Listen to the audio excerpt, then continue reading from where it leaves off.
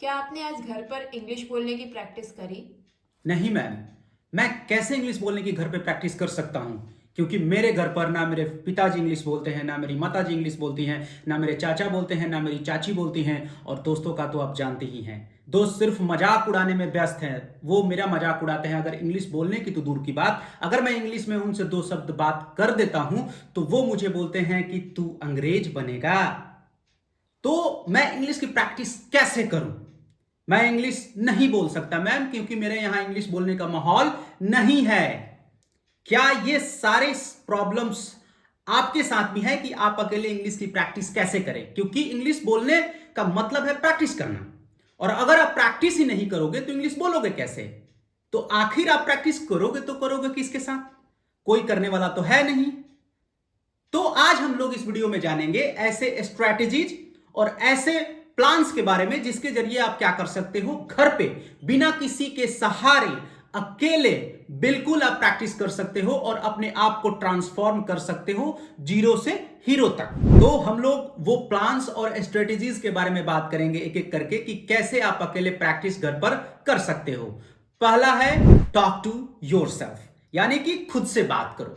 देखना, ये आपको एक पॉइंट पे प्रूव कर सकती है कि आप पागल हो। क्योंकि अगर सोचो, आप खुद से बातें कर रहे हो, अकेले ट्रेन में सफर कर रहे हो, या फिर अकेले बाइक चला रहे हो, या कार चला रहे हो, या घर पे बैठे हो और अकेले खुद से बातें करते जा रहे हो, तो फिर लोग अगर सुनेंगे तो बोलेंगे अरे यार पगला गया है क्या? लेकिन क्या ऐसा है? नहीं। खुद से बातें करोगे तो क्या होगा, आप खुद से इंप्रूव कर सकते हो। अगर मान लो दूसरे के साथ आप बात करते हो तो क्या होता है, डर लगा रहता है कि कहीं गलती ना बोल दूं, कहीं ग्रामर ना मिस्टेक हो जाए। और अगर खुद से बातें करोगे तो फिर कहां डर रहेगा? कोई भी वर्ड का इस्तेमाल कर सकते हो, कोई भी ग्रामर का यूज कर सकते हो, कुछ भी बातें कर सकते हो, गलत हो या सही हो, किसी चीज का डर नहीं। कोई चीज आपको ऐसे शर्म नहीं करने देगी कि हां भाई गलती हो गया, शर्म आ गया। तो खुद से बातें करो। खुद से बातें आखिर क्या कर सकते हो? जैसे मान लो आप डेली एक्टिविटी जो करते हो, हर दिन हर इंसान का कुछ रूटीन्स होता है, कुछ तो वो करता है। आप क्या करो, दिन भर जो काम कर दिए हो, जब रात को जा रहे हो तो उसको क्या करो, समराइज करो, खुद से बातें करो। दूसरा क्या कर सकते हो, अगर कोई आइडिया, कोई प्लान्स या कुछ भी करते हो तो उसको क्या कर सकते हो, खुद से बात कर सकते हो उसके टॉपिक पे। अब ये तरीका क्या करेगा, आपको क्या करेगा कि ये कॉन्फिडेंस देगा। अब जब कॉन्फिडेंस पाओगे तो फिर अच्छे से दूसरे के सामने भी बोल सकते हो। तो ये पहला जो है टॉक टू योरसेल्फ, ये बहुत इंपॉर्टेंट बन जाता है। आज के बाद क्या करना, खुद से बातें करना। जैसे एग्जांपल के तौर पे ले लो, आप मैच देखने जा रहे हो या फिर मैच खेलने जा रहे हो, क्रिकेट खेलने जा रहे हो, तो आप अपने दिमाग में बनाओ। इसके लिए जरूरी नहीं है कि आप बैठोगे आधे घंटा आराम से तब जाके पढ़ाई करोगे, मैथमेटिक्स की तरह और साइंस की तरह। ये लैंग्वेज है, लैंग्वेज को प्रैक्टिस करना है। तो फिर दिमाग में बनाओ, मैं आज बैटिंग करूंगा, आई विल बैट टुडे। मैं बॉलिंग नहीं करूंगा, I will not ball today. तो इस तरीके से छोटे छोटे पार्ट में डिवाइड करो सेंटेंसेस को और फिर खुद से बातें करो। देखो कितना हेल्प करेगी तुम्हारे इंग्लिश को इंप्रूव करने में अकेले। दूसरे पॉइंट पे आते हैं। दूसरा पॉइंट है रिकॉर्ड योरसेल्फ। रिकॉर्ड योरसेल्फ यानी कि खुद का वीडियो बनाओ, रिकॉर्ड करो। ये कैसे होगा, आप एग्जाम्पल के तौर पे समझो। आप मान लो यूट्यूब वीडियोस बना रहे हो, पहला वीडियो, आप 20वां वीडियो, मान लो 20 वीडियोस का टारगेट रखो। पहला वीडियो में अपना एक्सप्रेशंस देखना, अपने बात करने के तरीके को देखना, और जब 20 वीडियो कंप्लीट हो जाएगा तो 20 वीडियो का 20वां वीडियो जो होगा तुम्हारा, उसमें अपने एक्सप्रेशंस और बोलने के तरीके को देखना, कितना बदलाव आएगा। तो ये क्या करना है कि आप जब रिकॉर्ड करते हो खुद को, तो सिर्फ अपने आप को ही रिकॉर्ड नहीं करते हो, अपने सारे एक्सप्रेशंस को रिकॉर्ड करोगे, अपने सारे बात करने के तरीकों को रिकॉर्ड करोगे। इससे क्या होगा कि एक ओवरऑल पर्सनालिटी बनाओगे। तो ये रिकॉर्ड करना, खुद को वीडियो बनाओ। जो भी एक टॉपिक ले लिया, जैसे एक टॉपिक ले लिया, फिर उसको क्या किया, मोबाइल के सामने खड़ा हो गया या फिर बैठ करके उसको बोलते हुए रिकॉर्ड करो। फिर देखो कि कहां तुमने ग्रामर का मिस्टेक किया, कहां तुमने वर्ड्स का मिस्टेक किया, कहां पे कौन वर्ड्स यूज कर सकते थे जो कि नहीं कर पाए, और कहां पे तुम सेंटेंस को करेक्ट तरीके से बना सकते थे।